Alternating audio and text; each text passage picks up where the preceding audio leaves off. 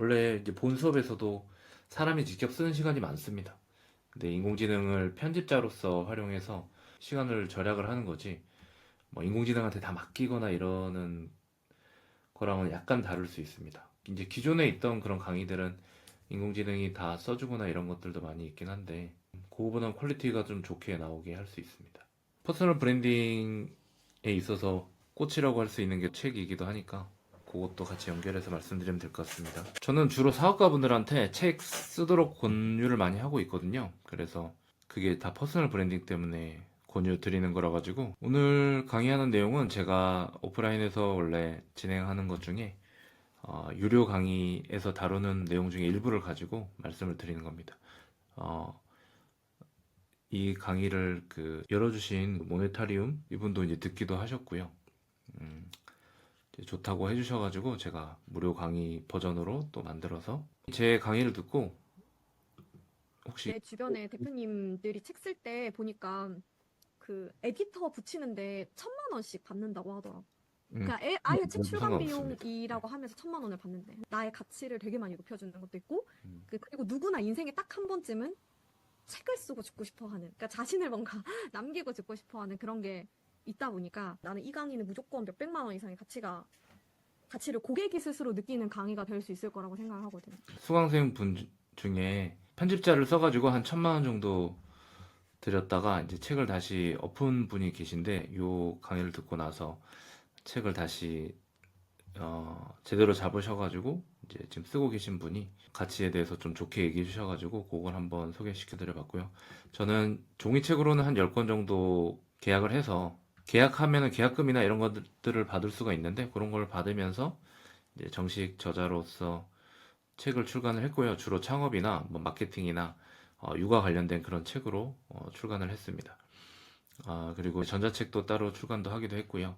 뭐 대부분 근데 제가 손으로 다 쓰긴 했습니다. 그리고 전자책 같은 경우에는 인공지능의 힘을 빌은 것도 있기도 하고, 그런데 이제 주변에 책 쓰기 힘들어하는 분들, 그런 분들한테 가이드를 할 때 인공지능을 활용하는 부분들을 가지고 본인 책을 많이 내셔가지고 노하우가 생겨서 그렇게 가이드를 좀 할 수 있게 됐습니다. 근데 어제 마침 이런 이슈가 있었었어요. 제가 책을 쓰면서도 이제 뭐 재미있고 신기한 일들이 생기는데, 어제 한석준 아나운서 분께서 마케팅에 고민이 있다라고 어떤 분에게 연락을 했고, 그분이 저를 소개시켜 주셨는데, 이제 제 책을 보셨다고 하면서 집에 있다고 하면서 나중에 카톡을 보내주시더라고요. 그래서 책 쓰고 나서 이제 이런 일들 경험을 하시거나 이러면, 그래서 채팅에서 좀 적극적으로 참여를 해주시면은 더 재밌습니다. 이왕이면은 진짜로 정말로 책을 쓰고 싶다거나 앞으로 진도를 나가고 싶다거나 하면 되게 창의적인 행위를 하는 건데, 이제 뭔가 소통한 느낌으로 하시면은 훨씬 더 재밌게 진행을 하실 수가 있을 겁니다. 책은 어떻게 써질까? 책 쓰기에 대해서 되게 거부감도 많으시고 어려워들 하시죠. 너무 이해합니다. 왜냐면 제 주변에도 그런 분들이 많이 계시거든요. 심지어 전문직이라던가 특정 분야에 있어서 이력을 많이 쌓으신 분들도 책 쓰기를 많이 힘들어 하시고 어려워 하십니다. 뭐 박사라던가 뭘 많이 공부를 많이 하실수록 또 책 쓰는 걸 어려워 하시는 분들도 계시더라고요. 제가 어쨌든 이 분야에서 한 10년 이상 그런 분들을 보기도 하고 케어도 하고 했다 보니까는, 이게 어떤 뭘 공부를 많이 했다거나 박사까지 했다거나 아니면 경험을 많이 했다거나 책을 많이 읽었다라고 해가지고 책이 다 그냥 써지지는 않는구나, 책에 대한 두려움이 많구나라는 것을 계속 경험을 하고 있습니다. 그래서 제가 좀 더 이해를 돋구기 쉽게 책 쓰기를 요리에 한번 비교해서 말씀드려 볼게요. 블로그 한 편 쓰는데도 오래 걸리는데, 네, 엄청 공들여서 쓰시겠죠? 네.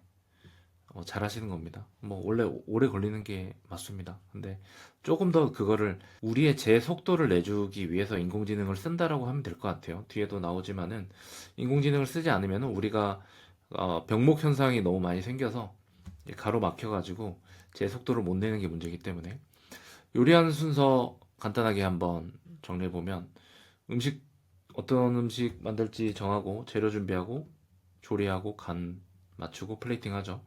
책 쓰기도 똑같이 이렇게 진행된다라고 보면 됩니다. 어떤 책을 쓸까, 어떤 주제로 쓸까, 이런 것들 머릿속으로 생각하고 계신 분 있으신가요? 근데 나만을 위해서 책을 쓰는 분도 계실 거고요. 다른 사람에게 어떤 이야기를 해주기 위해서 도움이 되기 위해서 글을 써야 되겠다 이렇게 책을 써야 되겠다 이렇게 생각하는 분도 계실 겁니다. 저 같은 경우에는 예전에는 제 주변에 이제 사업으로 힘들어했던 분들에게 도움을 주기 위해서 책을 많이 썼었고 지금은 제 아이들 이 어린 아이들인데 뭐 10살, 6살인데요. 이 친구들이 자랐을 때 제 책을 보고 성장하는 데 도움이 됐으면 좋겠다는 생각으로 쓰고 있습니다. 책을 쓸 때는 누구를 위해서 쓸 것인가 이런 것들도 한번 생각해 보시면 좋고요.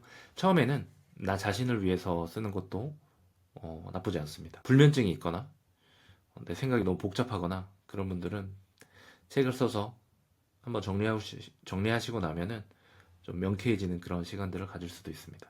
두 번째, 재료 준비하는 거죠. 요리할 때 냉장고에 있는 것들을 가지고, 원래 있던 것들을 가지고 요리를 하기도 하고요. 그 다음에 밖에 가서 장을 보고 하기도 하죠. 마찬가지로 책 쓰기 할 때도 과거에 내가 이미 경험했던 것들, 기록을 남겼던 것들을 재가공해가지고 쓰기도 하고요. 아니면 내가 책 쓰기로 결심하고 나서부터는 적극적으로 장보기를 나서는 분들도 계십니다. 내가 책에다가 더 많은 소재를 담고 더 많은 이야기를 담기 위해서 더 적극적으로 사람도 만나고 뭐 일부 책도 보기도 하고 더 공부를 해야 되겠다 이런 동기로서 책 쓰기를 또 접하시는 그런 분들도 계신 거고요. 세 번째로는 이제 조리죠. 이제 재료들을 다 구했으면 그거를 어떤 순서로 요리를 만들 것인가 정해야 되겠죠. 그리고 배합을 어떻게 할 것인가. 뭐부터 뭐 만들 것인가 혹은 뭐랑 뭐를 섞어가지고 뭐 같이 볶을 것인가 뭐 데칠 것인가 이런 것들을 정하는 것들 마찬가지로 내가 어떤 목차로 쓸 것인지를 정하고 그거를 배열을 정하고 어떤 재료끼리 섞어가지고 배치를 해야지 제일 전달이 잘 될지 이런 것들을 책 쓰기 할 때도 적용을 합니다. 마지막으로 이제 또 간을 보죠. 간을 맞추는 거 초안을 다 만들어 놓고 그걸 가지고 짜게도 만들고 좀 슴슴하게도 만들기도 하고 그런 작업들 퇴고의 과정을 좀 거칩니다. 마지막으로 편집이랑 표지를 하면서 이제 마지막 고객들한테 보여줄 때 예쁘게 손에 잡히고 쉽게 손에 잡히기 쉽게 그렇게 만드는 과정들을 거쳐가지고 책이 나옵니다. 책 자체가 쓰는 거에 대해서 거부감이 워낙 많이 있으시고 두려움이 있으시다 보니까 제가 요리 가지고 그렇게 한번 비유를 해봤습니다. 좀 이해가 되셨는지 모르겠네요. 감사합니다. 일부러 좀 쉽게 한번 정리를 해봤습니다. 그래서 감사합니다. 요리는 하면 할수록 는니다. 책 쓰기도 하면 할수록 는니다. 처음에는 제가 10권을 쓸 줄 몰랐습니다. 종이책을. 근데 쓰면 쓸수록 계속 써져 가지고 계속 쓰고 있습니다. 아마 경험을 하시게 될 겁니다. 다른 작가분들도 그렇게